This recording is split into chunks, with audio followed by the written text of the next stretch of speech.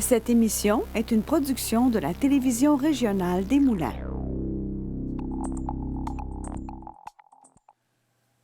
Ce soir, à Vue d'ici, je vais tenter de me faire tout petit pour laisser toute la place à nos invités de ce soir.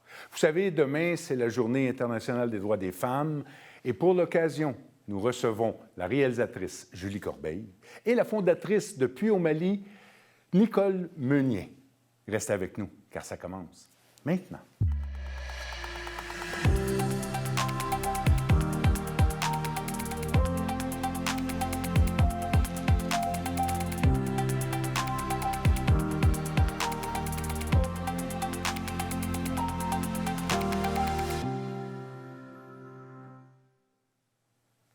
À vous à la maison, bonsoir et bienvenue à cette autre émission de Vue d'ici et merci d'être présent avec nous. Journée internationale des droits des femmes, promulguée en 1975, il y a près d'un demi-siècle. Bien qu'on ait fait des progrès, on a encore un peu de chemin à faire. On va rester dans le positif et nous avons deux merveilleuses invitées que j'aimerais vous présenter tout de suite. Julie Corbeil, vous êtes réalisatrice, grande voyageuse, vous avez fait plusieurs documentaires. Bonsoir et bienvenue à l'émission. Merci beaucoup. Nicole Meunier, vous avez, depuis une quinzaine d'années, vous vous promenez entre le Québec et le Mali pour l'organisme Puy au Mali que vous avez fondé. Oui. Bonsoir et bienvenue à l'émission Vue d'ici. Merci. D'abord, mesdames, vendredi, Journée internationale des droits des femmes, qu'est-ce que ça représente pour vous, cette journée-là, Julie? Bien, je pense qu'encore aujourd'hui, c'est une façon de célébrer le chemin parcouru, mais aussi de penser à ce qu'il reste à faire, parce que même si on est dans un pays démocratique où il y a eu pas mal de choses qui se sont passées dans les dernières années, moi, j'ai vraiment l'impression qu'il y a encore beaucoup de regards qui sont posés sur nous qui devraient changer. Puis je pense qu'il y a un regard polarisé qui s'élève tranquillement aussi sur les réseaux sociaux, anti-femmes, puis tout ça. Puis je pense qu'il faut en parler beaucoup. C'est pas gagné, puis des fois, ça m'inquiète même, je dirais. Donc, c'était pas une journée en vain? Non. Qu'est-ce que ça représente pour vous, Nicole? Vous qui avez... vous passez votre temps entre le Québec et le Mali. Qu'est-ce que ça représente une journée comme ça?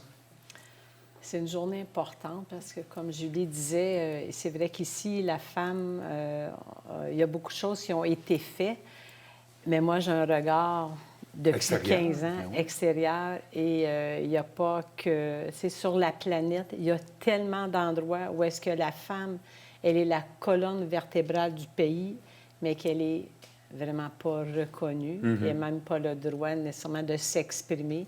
Alors, il y a beaucoup de choses à faire et ce qu'on tente de faire, entre autres, avec Puy au Mali, c'est vraiment d'aider. On est là-bas pour aider la femme. C'est elle qui va chercher l'eau à cœur de jour, 365 jours par année, plusieurs heures par jour que les femmes doivent passer juste pour aller chercher de l'eau. Et en plus, c'est de l'eau sale. Alors, quand on donne un forage, c'est de l'eau potable, on améliore vraiment... Automatiquement la vie des femmes là-bas. La qualité de vie, de santé de tout le village, mais la condition de vie des femmes en premier lieu. Julie, vous avez voyagé quand même beaucoup, Oui. sans dire faire le tour du monde, mais vous avez réalisé des documentaires, Copenhague, en Europe. Qu'est-ce que vous pourriez dire des femmes, de la situation des femmes que vous avez vues là-bas? Oui, bien moi, c'est compliqué, c'est complexe parce que dans chaque pays a sa réalité. J'ai beaucoup voyagé en Amérique latine et là, assez jeune, j'avais une vingtaine d'années dans mes premiers documentaires, puis dès lors, je me suis aperçue la chance que j'avais de pouvoir aller m'asseoir ici au Québec dans un restaurant seul sans attirer les regards. C'est beaucoup ça aussi. Je trouve que la liberté qu'on a ici et qui n'est pas encore présente dans certains pays, d'être femme à 100 % puis de juste se promener dans la vie publique sans attirer des regards un peu... plein de soupçons sur nous. Ça, c'est vraiment quelque chose qui m'a marqué dès mes premiers projets. Mais je suis allée au Danemark et j'ai vu qu'il y avait encore des choses à faire ici que nous-mêmes avons des choses à faire. Oui, exactement, parce que partout sur la planète, chaque pays a ses particularités. Puis, oui, on a de la chance, mais au Danemark, notamment, il y a encore peut-être plus de liberté par rapport aux femmes, je pense, de leur place comme maman, notamment, du temps qu'elles ont avec leurs enfants, de la qualité de vie qu'elles peuvent avoir avec leur famille. Donc, Parce que je disais, journée promulguée en 1975, c'est un demi-siècle, ça. De ce que vous avez vu de l'extérieur, d'abord avec vous, où est la résistance? Pourquoi on doit encore avoir cette journée-là? On doit encore en parler. On doit encore sensibiliser. Ça fait 50 ans, 1975. Oui, mais... Qu'est-ce que vous voyez comme résistance? Mais juste ici au Québec, là, tout ce qui se passe encore, comment la femme elle peut être bafouée, toute la violence qui est faite, surtout la violence que moi je peux constater au niveau de la femme. Tu dis, mais qu'est-ce qui s'est fait et comment ça se fait que ces choses-là existent encore? Bon, il y a vraiment encore tellement de choses à faire. Il faut continuer à faire valoir les droits, à faire respecter l'existence. D'être femme, c'est quelque chose en soi. On n'est vraiment pas fait comme l'homme et on n'a pas la même façon de penser que les hommes non plus. Et ça sera toujours comme ça. Et donc, il y a encore vraiment beaucoup de choses à faire, mais ça, je laisse ça aux gens qui sont dans le domaine. Ouais. Moi, je suis dans un autre domaine de ma vie, là, avec une autre réalité, et c'est vraiment incomparable. C'est difficile à faire un lien, là. Et vous, Julie, qu'est-ce que vous avez, qu'est-ce qu'on peut dire? Ce qui me vient spontanément, c'est parce qu'on en parlait avant l'émission, mais tu sais, être femme à travers le temps aussi, dans le regard des médias, je pense qu'il y a encore beaucoup à faire aussi à ce niveau-là, dans le sens que les femmes qui vieillissent à l'écran, des femmes dans le monde des médias, on commence à en voir un peu plus, mais je pense qu'on a un regard critique sur la femme vieillissante, ses rides, ses cheveux gris, magnifiques cheveux d'ailleurs ici. J'ai participé à un projet documentaire qui s'appelle La Révolution grise, sur le regard qu'on porte justement sur les femmes qui décident de ne plus se colorer les cheveux. Puis je veux dire, c'est quelque chose qui pour les hommes n'est pas une discussion, là, dans le sens où même que l'homme grisonnant, on le voit comme quelqu'un de... Et on en voit à la télé, là. Oui, c'est ça, on en voit beaucoup à la télé. On dit poivre et sel. Oui, c'est ça. Puis c'est, comment dire, il n'y a pas beaucoup de modèles à la télévision.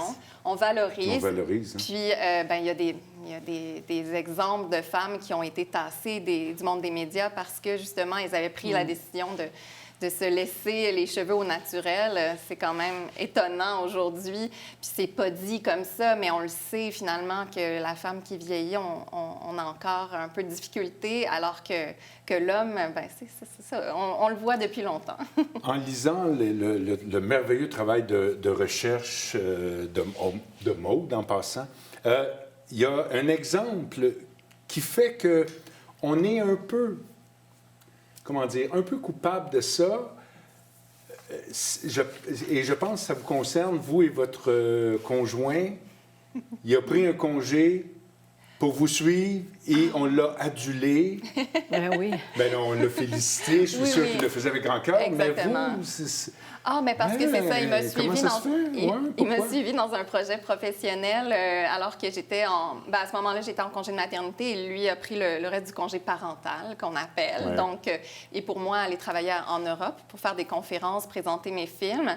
Puis effectivement, il a fait un travail remarquable, mais je trouve que on en parle beaucoup, alors que si c'est moi, à l'inverse, qui avait suivi mon conjoint, je pense pas qu'on aurait mis la lumière autant là-dessus. Ça aurait été naturel que la maman suive ses deux enfants, puis qu'elle s'occupe des enfants pendant que le papa travaille.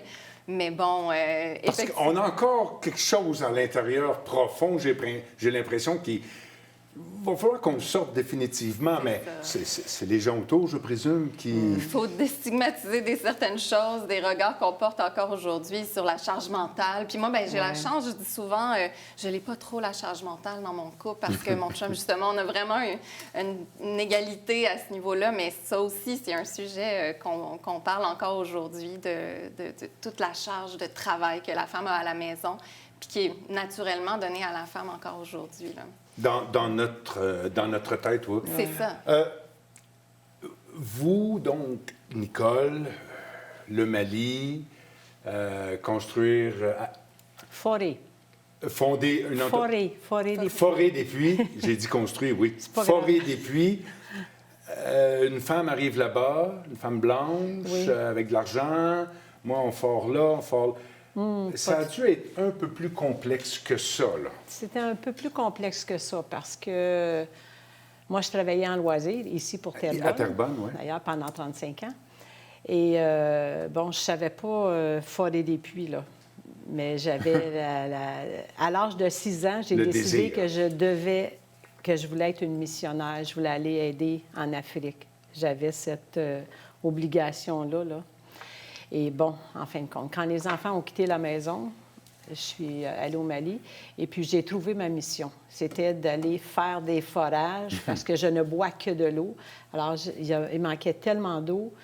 C'était ma mission qui m'avait été donnée, je pense, à ma naissance parce que c'est très puissant. Chez moi, c'est viscéral. Alors, effectivement, quand tu arrives là-bas, la première mission, je savais où est-ce qu'on allait, là, mais juste de trouver une compagnie de forage il y a 15 ans.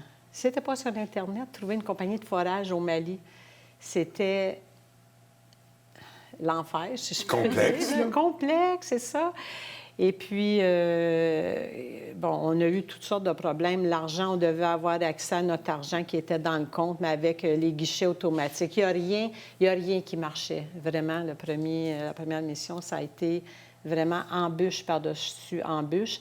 Mais quand une femme veut, elle réussit. Et j'étais déterminée et finalement, on a fait le forage, là, pas là où on devait, parce que finalement, il y avait de l'adduction là où on s'était présenté pour la première fois. Pourtant, 9 mois avant, j'avais vu cet endroit-là, mais la dame nous avait menti parce qu'elle voulait un puits et non pas l'adduction parce qu'elle devait payer ça dans son orphelinat. Tu sais. En tout cas, c'est tellement c'est complexe, là. C'est ça. Et en tant que femme, Ouais. effectivement, ça m'est arrivé à quelques reprises. Quand on arrive dans les villages, il y a toujours l'allocution de présentation. Et donc, c'est les sages qui sont là, le chef de Boutigny, qu'on dit. Et les hommes sont tous là à l'abri, en dessous des arbres, à l'ombre.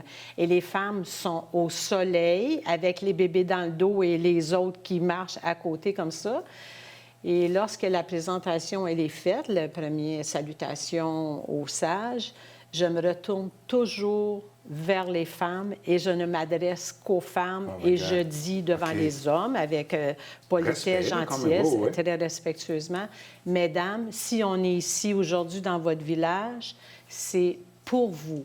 On est ici pour vous donner de l'eau. C'est vous qui travaillez, qui allez chercher entre tout ça, je dis. Et ça m'arrive maintenant de demander aux messieurs d'applaudir leurs femmes parce qu'ils nous disent donnez-nous de l'eau. Nos femmes, elles travaillent trop. Elles travaillent, nos femmes. Mais moi, dans ma tête, là, je me retiens de dire oui, mais. Et vous? Et vous? Et vous? Qu'est-ce que vous faites pendant 9 mois? Tu sais, les récoltes là, sont juste à l'automne. Bon.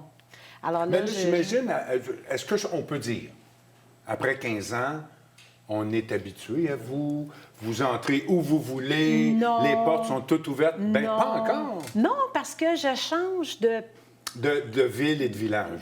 C'est des villages, c'est pas des villes, c'est vraiment des villages. On est qu'en brousse, on ne travaille pas dans Bamako, dans la capitale, on est en brousse. Alors... C'est à recommencer à toutes les fois. On recommence à chaque fois. À chaque fois. Et il y a des hommes qui mettent leurs mains comme ça derrière leur dos. Quand on passe pour les saluer, là, ils mettent leurs mains comme ça. Et mon mari, une fois, a fait... Il était devant moi. Donc, derrière moi. Moi, j'avais passé, il a mis ses mains derrière son dos. Mon mari est arrivé à ce monsieur-là. Il a donné la main. Il a serré sa main un peu fort et il a dit au monsieur, « Monsieur, si on est ici dans votre village, c'est grâce à mon épouse. C'est elle qui est la fondatrice. Et si vous avez de l'eau... » Là, le monsieur, il m'a tendu la main, mais bon. Mais, disons-le, c'est quand même des coutumes... Oui. Quand même de là-bas, même s'il ne faut pas... Oui, mais je dis, maintenant, je me permets de dire, nous, on respecte vos coutumes, mais nous aussi, on a des choses. Nous, on quitte, on travaille fort. Chez nous, au Québec, on convainc des gens de nous donner de l'argent pour venir ici donner de l'eau. Alors, parfois, il y a des situations, là, inimaginable et inconcevable pour nous. Alors, je leur demande, eux aussi doivent nous respecter.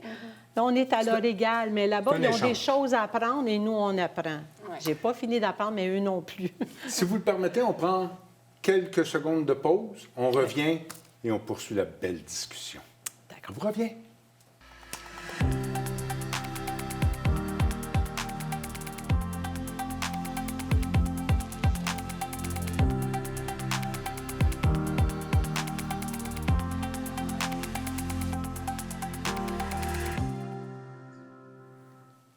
De retour avec vous.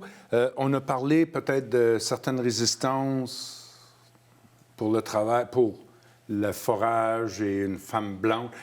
Dans les médias, on parle devant les caméras qu'il peut y avoir certaines réticences au vieillissement des femmes.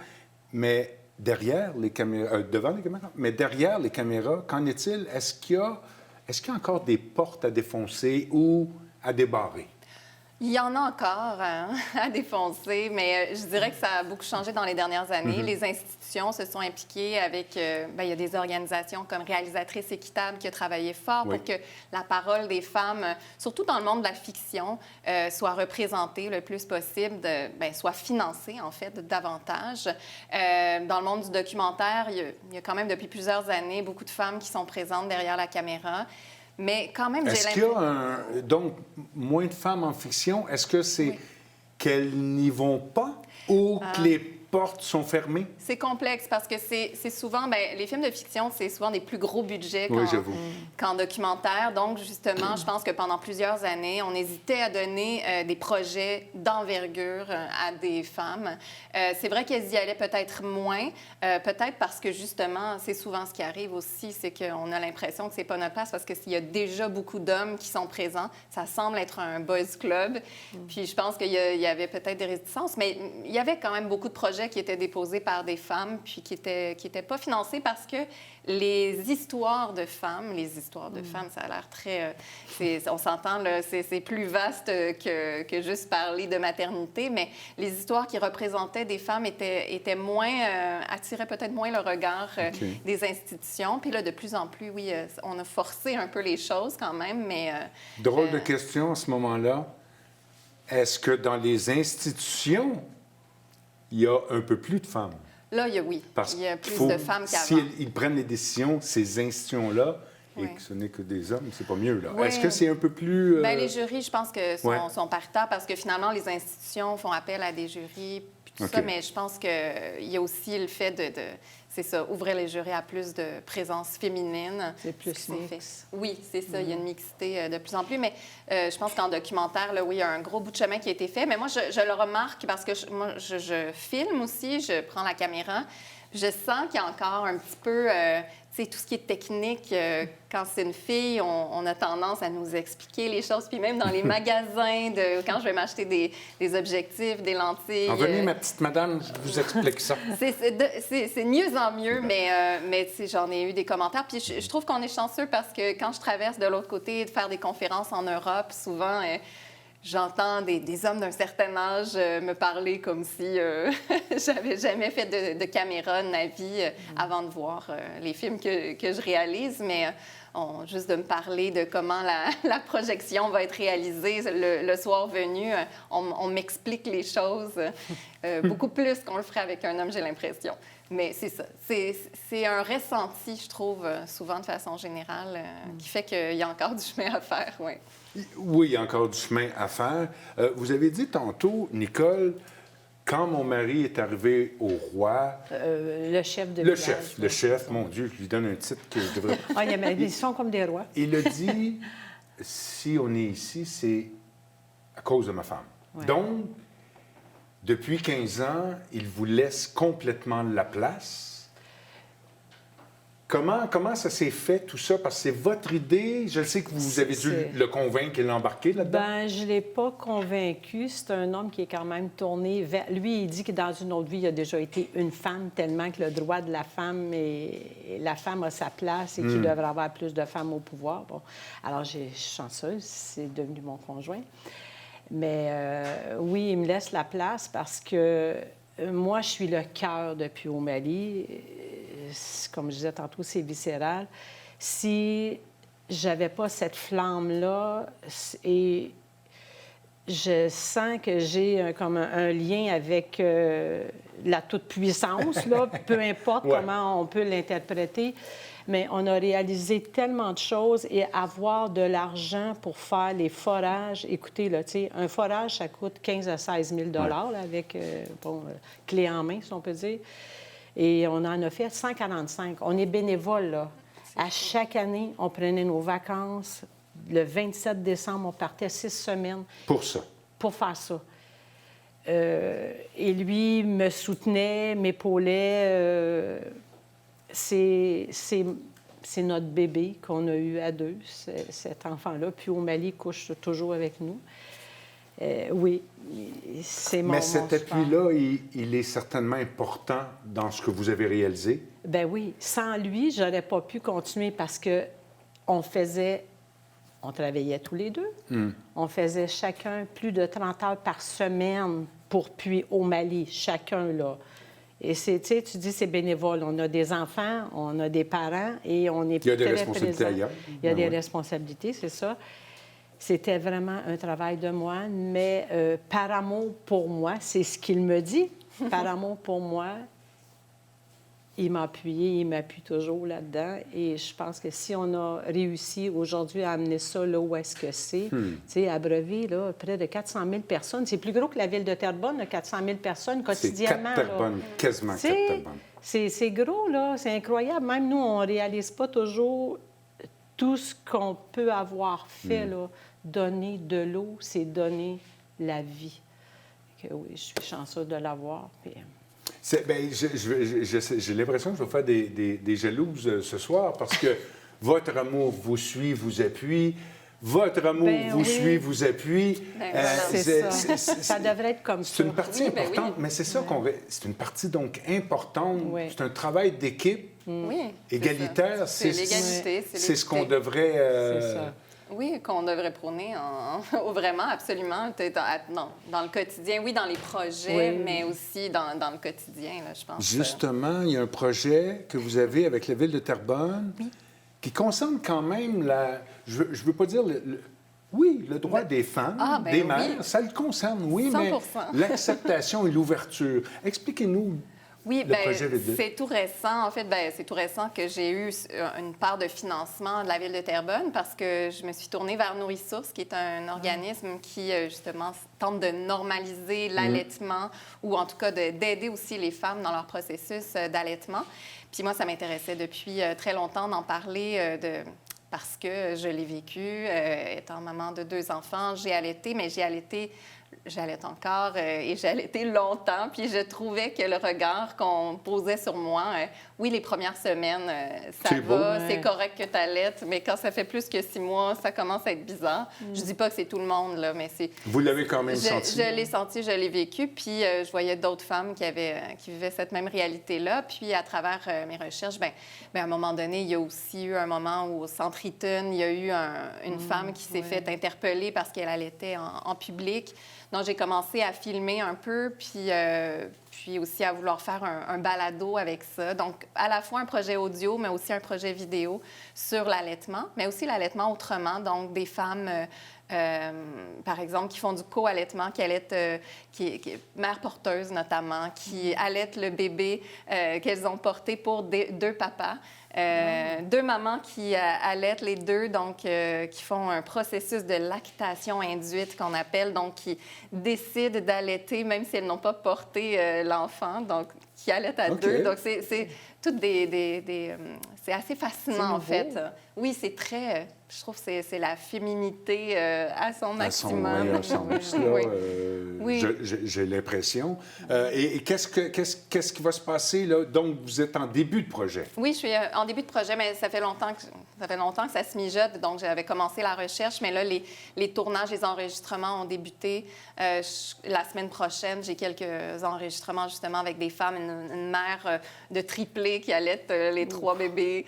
Wow. Donc, des femmes vraiment d'exception, assez fortes, là, qui passent à travers ce processus-là, qui est tout naturel, finalement, mais qui n'est pas encore normalisé complètement. Parce Bizarrement. que ça nous a été un petit peu retiré dans les dernières décennies, j'ai Ouais. l'impression, même presque dans le dernier siècle.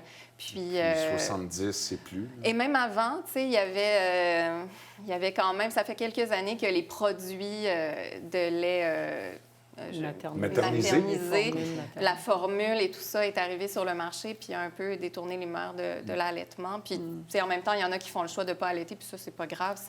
C'est chacun son choix aussi, c'est personnel. Mais ceux dont c'est le choix, Elle on doit va peut-être qu'on le respecte. Oui, c'est ça. Puis qu'on valorise. Qu'on valorise ça. Oui, parce que c'est vraiment un contact privilégié avec son enfant aussi. Puis voilà. Bien hâte de voir ça. Et vous avez parlé de Révolution grise bientôt, là, qu'on peut voir sur le site de Radio-Canada. Déjà disponible sur le site de Radio-Canada, mais la diffusion officielle est le 9 mars. OK. Prochain, là, ça fait 2 semaines, vous êtes arrivés, vous repartez quand? Là, je repars juste en janvier prochain. OK. Parce qu'on vit dans des conditions pas faciles là-bas. Là. Pas Non, d'eau, je pas d'électricité, couché à terre sur un matelas. Vous appelez ça un matelas? Bien, Non, eux, ils appellent ça un matelas. Oui, Moi, oui. je ne veux plus dormir là-dessus, là où je suis rendue à 64 ans. J'apprécie d'avoir quelque chose au moins comme ça. Un bon petit Mais pouf bon, là, oui, c'est ça, de tu sais. douillette. C'est ça. Mais bon, la brousse étant ce qu'elle est, et les maisons des villageois, là où ils peuvent nous loger, finalement, on prend ce qu'ils ont, puis on doit composer avec ça. C'est pas toujours facile, mais... Je suis très heureux de vous avoir parlé ce soir. Je suis très fier, très honoré. Julie Corbeil, vous êtes réalisatrice. Vous travaillez actuellement sur un projet avec la ville de Terrebonne et Nourrisource. Oui. On invite les gens à aller voir sur le site de Radio-Canada Révolution grise. Exactement. Vous avez travaillé sur le projet. Madame Meunier, vous êtes donc en repos pour un certain temps, mais vous repartez pour Mali. C'est votre mission. J'ai l'impression que c'est votre vie aussi. Oui. C'est ça. Je ne peux pas arrêter. Quand je vais décider d'arrêter, j'arrêterai. Mais personne ne va m'obliger. C'est pas la maladie qui va m'arrêter. J'arrêterai quand j'aurai terminé ma mission. Merci d'avoir accepté l'invitation. Merci beaucoup. Merci. Et nous, on se revoit la semaine prochaine avec des invités tout aussi merveilleux. Au revoir.